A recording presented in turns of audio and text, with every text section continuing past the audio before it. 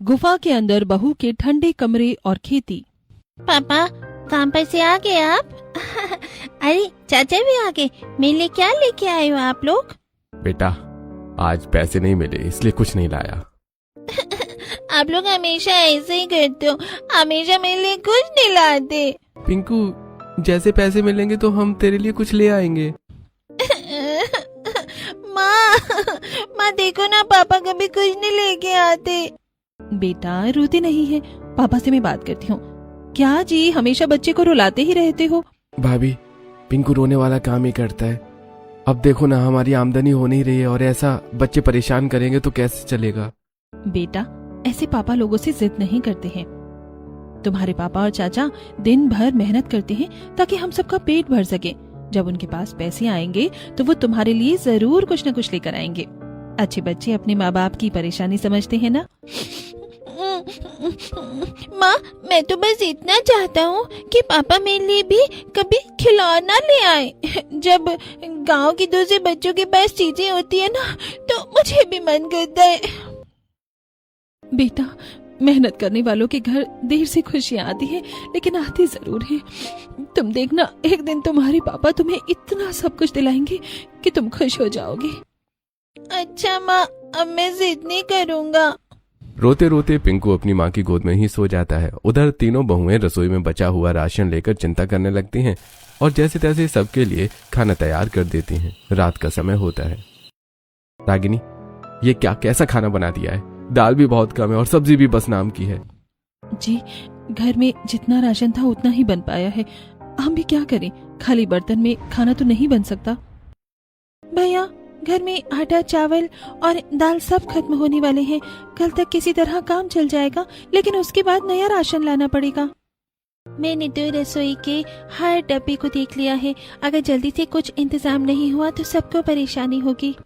हम लोग भी यही सोच सोच कर परेशान हैं।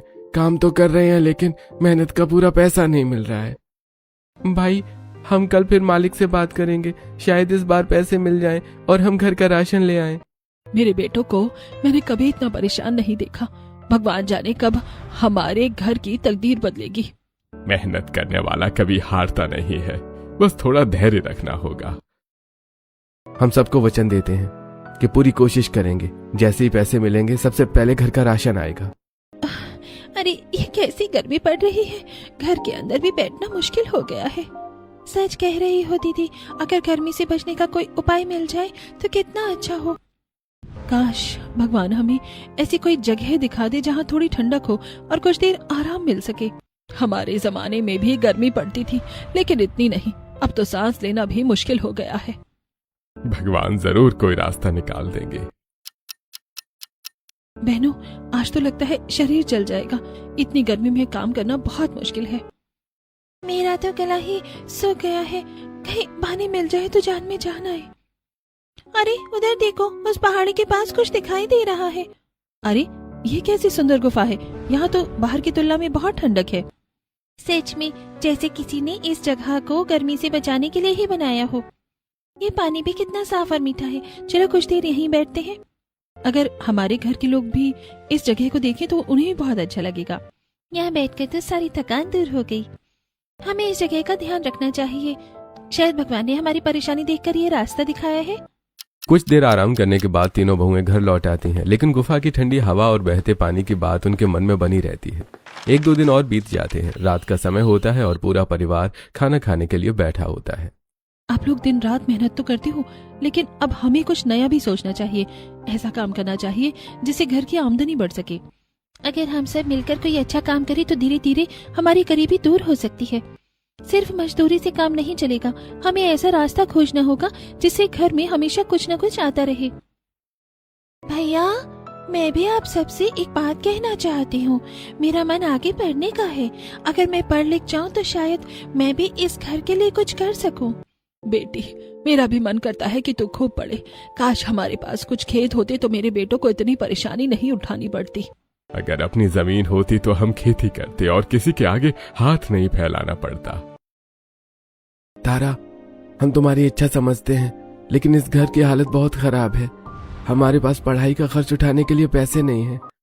बहन, हम तुम्हें मना तो नहीं करना चाहते, लेकिन मजबूरी बहुत बड़ी है। जब घर का राशन जुटाना मुश्किल हो रहा है तब पढ़ाई का खर्च कैसे उठाएं? मैं समझती हूँ भैया, मैं आप लोगों पर बोझ नहीं बनना चाहती। नहीं ननन जी, आप ऐसा मत कहिए। आप इस घर का सम्मान है और आपकी पढ़ाई रुकनी नहीं चाहिए। हम तीनों बहुएं मेहनत और ज्यादा करेंगी, लेकिन आपको पढ़ाएंगी जरूर। हमारे घर में अगर कोई अंधकार दूर कर सकता है तो वो है शिक्षा। ननन जी पढ़ेंगी तो एक दिन पूरे परिवार का भाग्य बदल सकता है। मेरी प्यारी बहुओं, तुम लोगों ने मेरा दिल जीत लिया। जिस घर की बहुएं इतनी समझदार है, उस घर का भविष्य कभी अंधेरे में नहीं रह सकता। भाभी, मैं वचन देती हूँ कि आपकी मेहनत कभी व्यर्थ नहीं जाने दूंगी। मैं खूब पढ़ूंगी और एक दिन इस घर का सहारा बनूंगी। अगर तुम सब हमारा साथ दोगी तो हम भी हार नहीं मानेंगे।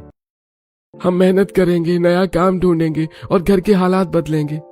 और एक दिन ऐसा आएगा जब पिंकू की हर छोटी बड़ी इच्छा पूरी होगी।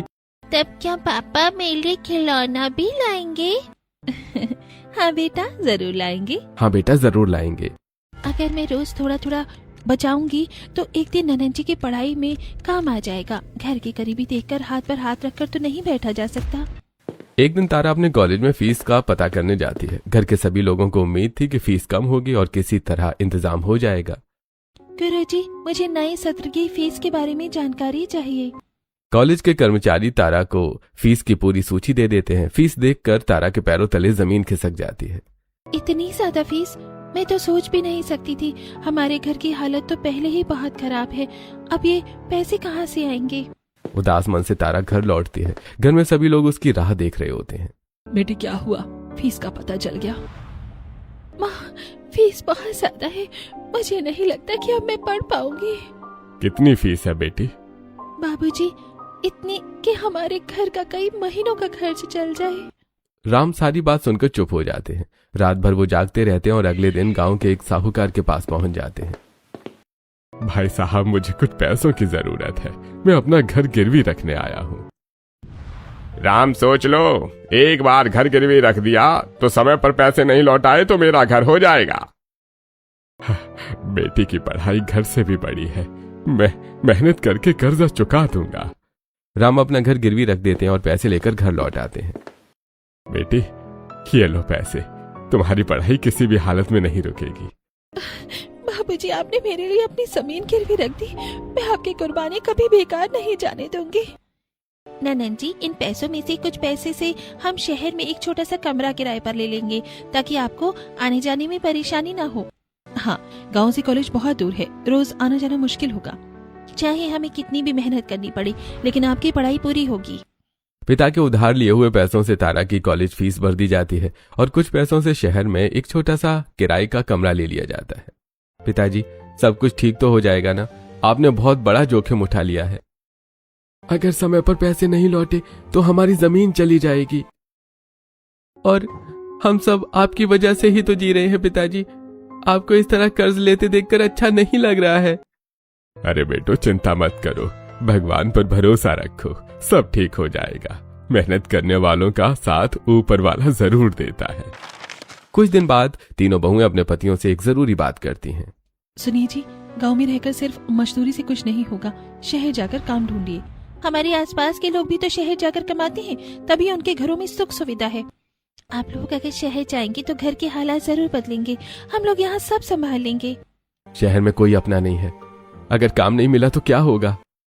सुना है शहर में लोग धोखा भी बहुत देते हैं। गांव छोड़ने का मन नहीं करता। जब परिवार की खुशियों की बात हो तो डर कर नहीं बैठा जाता। लेकिन तीनों भाई शहर जाने का नाम नहीं लेते। इसी तरह कई दिन बीत जाते हैं। एक दिन गांव की कुछ अमीर पड़ोसनें बहुओं का मजाक उड़ाने लगती हैं। अरे बहू, अगर तुम्हारे पति भी शहर जाकर कमाते तो तुम लोग भी अच्छे कपड़े पहनते। हमारे घर में देखो सब सुविधा है, क्योंकि हमारे आदमी शहर में काम करते हैं। गरीब रहना भी कोई अच्छी बात है क्या? कुछ बड़ा सोचो। तुम्हारे आदमी तो गांव छोड़ने से भी डरते हैं। पड़ोसने के ताने धीरे धीरे तीनों भाइयों के कान तक पहुंच जाते हैं। लगता है अब हमें शहर जाना ही होगा। अगर हम अभी भी नहीं गए तो हमारे परिवार की हालत कभी नहीं सुधरेगी। चलो भाई, जो होगा देखा जाएगा। उधर तारा की पढ़ाई शुरू होने वाली होती है। कॉलेज गांव से बहुत दूर था। मनीता बेटी, तुम सबसे छोटी हो और समझदार भी हो। तुम हमारी तारा के साथ शहर में रहो। जब तक तारा की पढ़ाई पूरी नहीं होती तुम उसका साथ देना। बाबूजी आप चिंता मत कीजिए, ननन जी मेरी भी छोटी बहन जैसी हैं, मैं उनका पूरा ध्यान रखूंगी। तारा और मनीता शहर के किराए के कमरे में रहने लगती हैं। उधर तीनों भाई भी शहर में अलग अलग जगह काम ढूंढने के लिए निकल जाते हैं। कुछ महीने ऐसे ही बीत जाते हैं। भाभी मेरी पढ़ाई अच्छी चल रही है, अध्यापक भी मेरी तारीफ करते हैं। बस ऐसे ही मन लगा कर पढ़ो, एक दिन यही पढ़ाई पूरे परिवार का सहारा बनेगी। लेकिन भाभी पैसे बहुत तेजी से खत्म हो रहे हैं। हाँ, मेरे सिलाई के पैसे भी ज्यादा नहीं हैं, लेकिन हम हिम्मत नहीं हारेंगे। 2 महीने का किराया नहीं दे पाने के कारण एक दिन मकान मालिक गुस्से में आ जाता है। अरे भाई 2 महीने से किराया नहीं दिया, अब या तो पैसे दो या कमरा खाली करो। मालिक हमें थोड़ा समय दे दीजिए, जैसे ही पैसे आएंगे हम किराया दे देंगे। मुझे कोई बहाना नहीं सुनना, अभी के अभी कमरा खाली करो। अंकल मेरी पढ़ाई चल रही है, हम कहाँ जाएंगे? ये मेरी समस्या नहीं है। मजबूर होकर दोनों नंद भाभी कमरा छोड़ देती हैं। उनके हाथ में केवल एक छोटा सा बैग और कुछ किताबें होती हैं। भाभी अब हम कहाँ जाएंगे? जब तक सांस है हम हार नहीं मानेंगे, कोई ना कोई रास्ता जरूर निकालेंगे। दूसरी तरफ तीनों भाई शहर में नौकरी की तलाश में भटक रहे थे। बहुत मुश्किलों के बाद उन्हें एक फैक्ट्री में काम मिल जाता है। अरे भाई मेहनत से काम करोगे तो पैसे मिलेंगे, कोई गड़बड़ की तो बर्दाश्त नहीं करूंगा। मालिक हम गरीब जरूर हैं लेकिन ईमानदार हैं। हम दिन रात मेहनत करेंगे। हाँ बस हमें काम मिल गया यही बहुत है। तीनों भाई लगातार 1 महीने तक मेहनत करते हैं। महीने के आखिरी में वो अपनी मजदूरी मांगने जाते हैं। मालिक 1 महीना पूरा हो गया है, अब हमारी मजदूरी दे दीजिए। अरे मजदूरी चाहिए, पहले ये बताओ कि फैक्ट्री का सामान किसने चुराया। मालिक ये आप क्या कह रहे हैं, हमने कुछ नहीं चुराया। हम गरीब हैं लेकिन चोर नहीं हैं। चौकीदार पुलिस को बुलाओ, यही लोग चोर हैं। कुछ ही देर में पुलिस फैक्ट्री में पहुंच जाती है। ए, तुम तीनों पर फैक्ट्री से चोरी करने का आरोप है, हमारे साथ चलो। साहब हमने कुछ नहीं किया, हमें झूठा फंसाया जा रहा है। साहब हमारे घर वाले हमारा इंतजार कर रहे होंगे। ए, अदालत में अपनी सफाई देना। पुलिस तीनों भाइयों को पकड़कर थाने ले जाती है। वहां उन्हें हवालात में बंद कर दिया जाता है। पता नहीं घर में सब लोग कैसे होंगे। तारा की पढ़ाई, माँ बाप का कर्जा और घर का राशन सब कुछ बर्बाद हो जाएगा। हे भगवान हमने किसी का बुरा नहीं किया, फिर हमारे साथ ऐसा क्यों हो रहा है। उधर दूसरी तरफ तारा और मनीता शहर की सड़कों पर भटक रही होती हैं। भाभी सुबह से कुछ नहीं खाया, अब क्या होगा? हिम्मत मत हारो, जब तक मैं हूँ तुम्हें कुछ नहीं होने दूंगी। अगर बाबूजी को ये सब पता चला तो उनका दिल टूट जाएगा। भगवान, एक तरफ हमारे पति बेखबर हैं, दूसरी तरफ हम सड़क पर हैं। आखिर हमारी परीक्षा कब खत्म होगी? गांव में बैठे सुषमा और राम को अपने बच्चों की कोई खबर नहीं मिल रही थी। उनका मन बार बार घबरा रहा था। न बेटों की खबर है और न बेटियों की। मेरा मन बहुत अशुभ संकेत दे रहा है। भगवान करे सब ठीक हो। मैंने जो जमीन गिरवी रखी है वो भी दांव पर लगी है। एक तरफ तीनों भाई झूठे आरोप में हवालात में बंद थे, दूसरी तरफ नंद और छोटी बहू शहर की सड़कों पर दर दर भटक रही थी। गांव में बूढ़े माँ बाप चिंता में डूबे हुए थे और पूरा परिवार बिखरने की कगार पर खड़ा था। अब सवाल यह था कि क्या तीनों भाइयों की बेगुनाही साबित हो पाएगी? क्या तारा अपनी पढ़ाई जारी रख पाएगी? क्या मनीता और तारा को रहने की जगह मिलेगी? तीनों भाई हवालात के अंदर बैठे हुए थे। उनकी आंखों में आंसू थे और चेहरे पर बेबसी साफ दिखाई दे रही थी। साहब हम गरीब जरूर हैं लेकिन बेईमान नहीं है। हम गांव से अपने परिवार का पेट पालने आए थे, हमने किसी का 1 रुपया तक नहीं लिया। आप हमारी बात पर भरोसा कीजिए। साहब हमारी बूढ़ी माँ बाप और घर की औरतें हमारी राह देख रही होंगी। हमारी छोटी बहन की पढ़ाई चल रही है, अगर हम जेल में रहे तो हमारा पूरा परिवार बर्बाद हो जाएगा। साहब हमें झूठा फंसाया गया है, हम तो अपनी मेहनत की कमाई मांगने गए थे। हमारा कसूर सिर्फ इतना है कि हम गरीब हैं। जब तक जांच पूरी नहीं होती तुम लोग यहीं रहोगे, ज्यादा सफाई देने की जरूरत नहीं है। भगवान अब तो तू ही हमारी मदद कर सकता है। दूसरी तरफ छोटी बहू मनीता और तारा शहर की गलियों में इधर उधर भटक रही थी। भाभी जो भी हो जाए हम गांव वापस जाकर माँ बाप को ये सब नहीं बताएंगे, वो पहले ही बहुत दुख झेल चुके हैं। हाँ ननन जी, हम अपने दुख से उन्हें परेशान नहीं करेंगे। पहले अपने लिए रहने की जगह ढूंढते हैं। दोनों एक मोहल्ले में पहुंचती हैं जहां एक बड़ा सा मकान दिखाई देता है। क्या चाहिए तुम लोगों को? माई जी, हमें किराए पर एक छोटा सा कमरा चाहिए। कमरा तो है, लेकिन किराया 6,000 रुपए महीना है। 6,000 रुपए एक छोटे से कमरे का? और सुन लो, पहले 2 महीने का किराया एडवांस देना होगा, उसके बाद ही रहने दूंगी। माई जी, हमारे पास अभी इतने पैसे नहीं है, थोड़ा समय दे दीजिए। अगर पैसे नहीं है तो यहाँ समय मत खराब करो। जाओ, जहाँ जाना है जाओ। मजबूर होकर दोनों वहां से चली जाती हैं। पूरे दिन कई मकान देखती हैं लेकिन कोई रास्ता और अच्छा घर नहीं मिलता। भाभी, अब तो पैरों में भी जान नहीं बची। हिम्मत रखो, भगवान कोई रास्ता जरूर निकालेंगे। उस रात दोनों फुटपाथ पर सो जाती हैं। भाभी, क्या हमारी जिंदगी हमेशा ऐसे ही रहेगी? नहीं, भगवान ने हमारे लिए जरूर कुछ सोचा होगा। अगली सुबह दोनों पैदल चल रही थीं, तभी मनीता को अचानक जंगल वाली गुफा याद आती है। अरे ननद जी, मुझे एक बात याद आई। यहाँ से ज्यादा दूर नहीं, वो बड़ी गुफा जहाँ हम तीनों बहुएं लकड़ी बीनते समय आराम करती थीं। सच भाभी, अगर वहाँ रहने की जगह मिल जाए तो हमारी बड़ी परेशानी दूर हो सकती है। चलो अभी वहीं चलते हैं। दोनों गुफा के पास पहुंचती हैं। अंदर ठंडी हवा चल रही थी और बीच से साफ पानी बह रहा होता है। भाभी, ये तो बहुत बड़ी गुफा है, मैंने तो ऐसी जगह कभी नहीं देखी। जब हम लकड़ी बीनने आते थे तब यहाँ बैठकर आराम करते थे। और देखो, यहाँ से मेरा कॉलेज भी बहुत पास है, मैं आराम से पढ़ने जा सकती हूँ। फिर तय रहा, अब यही हमारा घर होगा। दोनों नंद भाभी गुफा की साफ सफाई शुरू कर देती हैं। सूखे पत्ते हटाती हैं, पत्थर निकालती हैं और झाड़ू लगाकर जगह साफ करती हैं। भाभी, ये कोना बिल्कुल साफ हो गया और ये जगह सोने के लिए ठीक रहेगी। वो रात दोनों गुफा में ही गुजारती हैं। अगले दिन सुबह सुबह दोनों फैसला करती हैं कि गुफा को रहने लायक बनाना होगा। अगर हम रोज थोड़ा थोड़ा काम करेंगे तो यहाँ एक छोटा कमरा बना सकते हैं। मैं भी आपका साथ दूंगी। दोनों गुफा के अंदर खुदाई शुरू कर देती हैं। मनीता लोहे की छोटी कुदाल से मिट्टी खोदती है। दोनों गुफा के अंदर खुदाई शुरू कर देती हैं। तारा टोकरी में मिट्टी और छोटे पत्थर बाहर भरकर फेंकती है। भाभी, ये पत्थर बहुत भारी है। धीरे धीरे उठाओ, जल्दबाजी मत करो। गांव में दूसरी तरफ रागिनी और श्वेता अपनी पतियों का इंतजार कर रही थी, लेकिन फोन नहीं लग रहा होता है। न जाने क्या बात है, कई दिनों से कोई खबर नहीं मिली। मेरा मन बहुत घबरा रहा है। भगवान करे मेरे बेटों के साथ सब ठीक हो। मुझे भी समझ में नहीं आ रहा है। इसी बीच साहूकार रोज घर आने लगता है। राम, अरे मेरा पैसा कब लौटाओगे? थोड़ा समय और दे दो, मेरे बेटे शहर गए हैं, आते ही पैसा लौटा देंगे। अरे मुझे बहाने मत सुनाओ, अगर समय पर पैसा नहीं मिला ना तो घर भी मेरा और जमीन भी मेरी। भाई साहब, रहम करिए। मुझे किसी पर दया नहीं आती।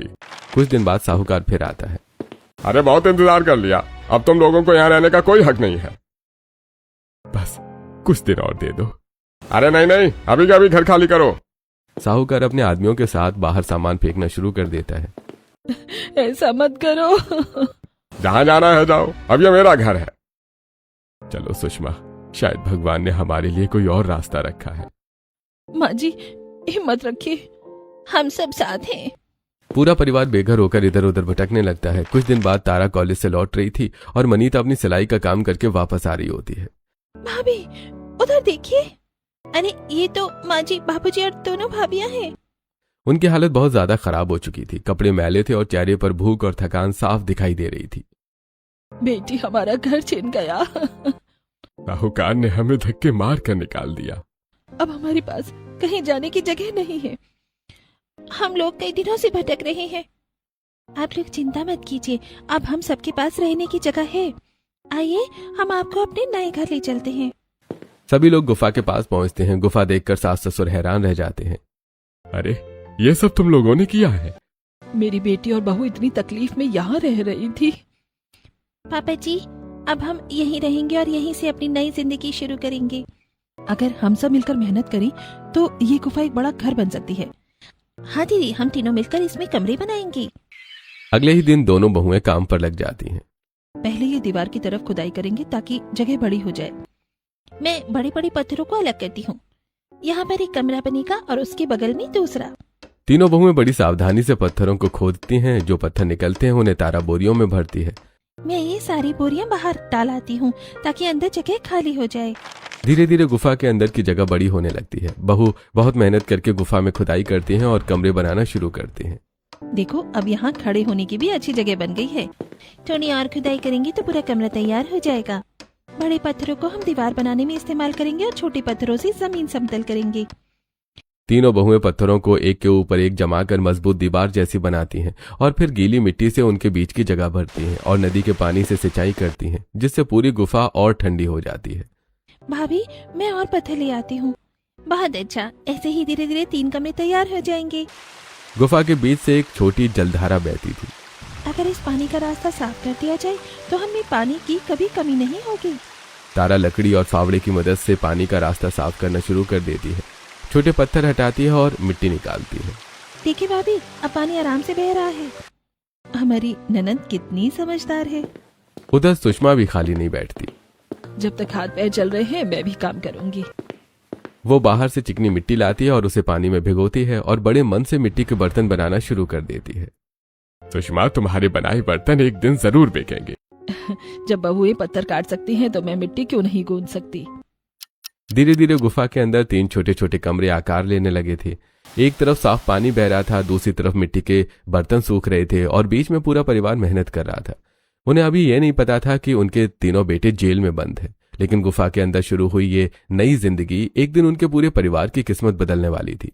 धीरे धीरे पूरे परिवार की मेहनत रंग लाने लगती है। कई दिनों तक पत्थर तोड़ने, मिट्टी हटाने और दीवारें बनाने के बाद गुफा के अंदर 3 ठंडे ठंडे कमरे तैयार हो जाते हैं। गर्मी का मौसम था, लेकिन गुफा के अंदर ठंडी हवा चलती रहती थी। देखो बहनों, भगवान ने हमसे घर तो छीन लिया, लेकिन इस गुफा के रूप में हमें नई जिंदगी दे दी है। अब हमारे पास रहने के लिए अपनी जगह है। हाँ दीदी, जब हम पहली बार यहाँ आई थी तो सिर्फ पत्थर और मिट्टी थी, लेकिन आज ये घर जैसा लगने लगा है। बिल्कुल। पापा जी, रहने की जगह तो बन गई है, लेकिन खाने पीने की अभी बड़ी परेशानी है। मेरे पास सिलाई के बचाए हुए कुछ पैसे हैं। अभी तो राशन आ जाएगा, लेकिन आगे के लिए कोई बड़ा उपाय करना होगा। बेटे, तुम ठीक कह रही हो। केवल मजदूरी और सिलाई से काम नहीं चलेगा। इतने बड़े परिवार का खर्च चलाना आसान नहीं है। बाबूजी, गुफा के अंदर अभी भी बहुत जगह खाली है। अगर यहाँ खेती कर ली जाए तो? खेती? गुफा के अंदर? हाँ बेटी, यहाँ पानी भी है और मिट्टी भी अच्छी है। अगर मेहनत करें तो सब्जियाँ उगा सकते हैं। फिर तो हमें बाजार से सब्जियाँ खरीदने की जरूरत भी नहीं पड़ेगी और बची हुई सब्जियाँ बेच भी सकेंगे। तो भी देर किस बात की है, आज से ही काम शुरू करते हैं। अगले दिन पूरा परिवार गुफा के अंदर खेती की तैयारी करने लगता है। पत्थर हटाए जाते हैं, मिट्टी को बराबर किया जाता है और छोटी छोटी क्यारियां बनाई जाती हैं। मैं यहाँ टमाटर की क्यारी बनाती हूँ। इस तरफ हरी मिर्च लगाते हैं। यहाँ कद्दू और लौकी के बीज बो देंगे। मैं मिट्टी में गोबर की खाद मिला देती हूँ ताकि फसल अच्छी हो। भाभी, मैं लौटकर पानी डाल दूंगी और मैं सिलाई करके लौटूंगी तो बाकी काम संभाल लूंगी। धीरे धीरे सबकी जिंदगी का एक नियम बन जाता है। सुबह तारा कॉलेज जाती थी, मनीता सिलाई का काम करती थी, रागिनी, श्वेता और राम खेती में मेहनत करते थे, सुषमा मिट्टी के बर्तन बनाती थी, पिंकू भी छोटे छोटे कामों में सबकी मदद करता था। दादी, मैं पौधों में पानी डाल दूं? हाँ बेटा, मेहनत करने वाला कभी छोटा नहीं होता। दिन बीतते जाते हैं, छोटे छोटे पौधे अब बड़े होने लगते हैं। देखो, टमाटर के पौधों में फूल आ गए हैं और यहाँ मिर्च भी निकलने लगी है। मैंने कहा था ना, मेहनत कभी खाली नहीं जाती। लेकिन दूसरी तरफ तीनों बहुएं अपने पतियों को बहुत याद करती थी। रोज फोन मिलाती थी, लेकिन कोई जवाब नहीं मिलता था। न जाने मेरे गणेश कहाँ होंगे। कई दिनों से माधव का फोन बंद आ रहा है। राजीव भी कोई खबर नहीं दे रहा। भाभी, हम लोग घर जाकर पता करेंगे। अगले दिन तीनों बहुएं शहर जाती हैं और लोगों से पूछते पूछते उस फैक्ट्री तक पहुंच जाती हैं। हमारे पति यहाँ काम करते थे, वो कहाँ है? अरे भाई, वो लोग तो चोर निकले। चोरी के आरोप में जेल में बंद हैं। ये झूठ है। हमारे पति गरीब हो सकते हैं लेकिन चोर नहीं। तीनों बहुएं तुरंत जेल पहुंचती हैं। अरे, तुम लोग यहाँ कैसे? पहले ये बताओ क्या हुआ? हमने कुछ नहीं किया, हम मजदूरी मांगने गए थे। सेठ ने हम पर झूठा चोरी का इल्जाम लगा दिया। हम आपको यहाँ नहीं रहने देंगे। हम सच्चाई का पता लगा कर ही रहेंगे। तीनों बहुएं और तारा अलग अलग लोगों से पूछताछ करना शुरू करती हैं। क्या यहाँ पहले भी किसी के साथ ऐसा हुआ है? हाँ बहन, ये लोग बहुत बड़े धोखेबाज हैं। मजदूरी मांगने वालों पर चोरी का इल्जाम लगाकर जेल भिजवा देते हैं। अरे, हम कई गरीब लोग इनके कारण बर्बाद हो चुके हैं। इसका मतलब ये पूरा गिरोह है। उधर गुफा के अंदर खेती का काम भी चलता रहता है। सुबह सूरज निकलने से पहले बहुएं खेत जैसी बनी क्यारियों में पहुंच जाती हैं। जल्दी पानी डालो, गर्मी बहुत बढ़ गई है।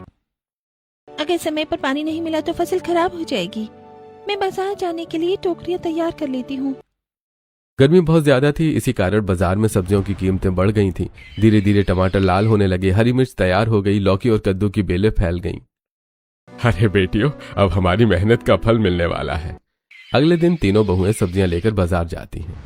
ताजी टमाटर ले लो, ताजी मिर्च ले लो।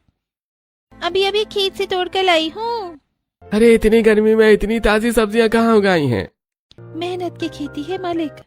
जितनी है सब दे दो। धीरे धीरे लोग उनके सब्जियों के दीवाने हो जाते हैं। रोज उनकी सारी सब्जियां बिक जाती हैं। सुबह खेती, दोपहर सिलाई, शाम बाजार और रात को परिवार के लिए खाना। बहुएं बिना रुके मेहनत करती रहती हैं। शरीर टूट जाता है, लेकिन पतियों को जेल से छुड़ाना है। जब तक हमारे पति वापस नहीं आ जाते हम आराम नहीं करेंगे। एक एक रुपया जोड़ेंगे। कई महीनों की मेहनत के बाद उनके पास कुछ पैसे जमा हो जाते हैं। तभी पुलिस थाने से खबर मिलती है। अगर तुम लोग 10,000 रुपए की जमानत जमा कर दो तो अदालत से उन्हें बाहर निकाला जा सकता है। सच साहब? हाँ, लेकिन समय पर पैसे जमा करने होंगे। तीनों बहुएं अपने सारे पैसे निकालती हैं। मनीता अपनी सिलाई के पैसे लाती है, रागिनी सब्जियों की कमाई लाती है, श्वेता खेती की बचत लेकर आती है, सुषमा अपने बनाई मिट्टी के बर्तन बेचकर मिले पैसे देती है। यह परिवार आज फिर एक हो गया। गिनिए भाभी, पूरे 10,000 रुपए हो गए हैं। अगले दिन तीनों बहुएं अदालत पहुंचती हैं और जमानत की रकम जमा कर देती हैं। कुछ समय बाद जेल का दरवाजा खुलता है। क्या सच में हम आजाद हैं? हाँ जी, अब आप घर चलिए। तुम लोगों ने ये सब कैसे किया? मेहनत से। तुमने मेरा इंतजार किया। पत्नी का धर्म साथ निभाना होता है। तारा ने जो सबूत इकट्ठे किए थे वो पुलिस और अदालत के सामने रखे जाते हैं। ये लोग मजदूरों के साथ धोखा करते थे, झूठे आरोप लगाकर जेल भिजवाते थे। जांच में सब सच पाया गया है। अरे भाई, हमें माफ कर दीजिए। कानून सबके लिए बराबर है, इन्हें गिरफ्तार करो। झूठा आरोप लगाने वाले सेठ और उसके साथी जेल भेज दिए जाते हैं। समय बीतता जाता है। तारा अपनी पढ़ाई पूरी करती है। कॉलेज का आखिरी दिन होता है। अगर मेरी भाभियां मेरा साथ नहीं देती तो मैं यहाँ तक कभी नहीं पहुँच पाती। अब हमें तुम पर नाज है। तुम हमारे घर की रोशनी हो। अब तुम एक बड़ी वकील बनोगी। कुछ समय बाद तारा एक अच्छी वकील बन जाती है। मैं हर उस गरीब और बेगुनाह इंसान के लिए लड़ूंगी जिसे झूठे आरोपों में फंसाया गया है। बेटी, आज मेरी जमीन गिरवी रखना सफल हो गया। मेरी बहुओं और बेटी ने इस घर का भाग्य बदल दिया। हमने जेल देखी, लेकिन हमारी बहुओं ने हार नहीं मानी। इनकी मेहनत ने हमें नई जिंदगी दी। जिस गुफा को लोग पत्थरों का ढेर समझते थे, उसी ने हमारा घर बसा दिया। अब हमारा गुफा वाला घर सबसे अच्छा है ना? हाँ बेटा, सबसे अच्छा। हाँ बेटा, सबसे अच्छा।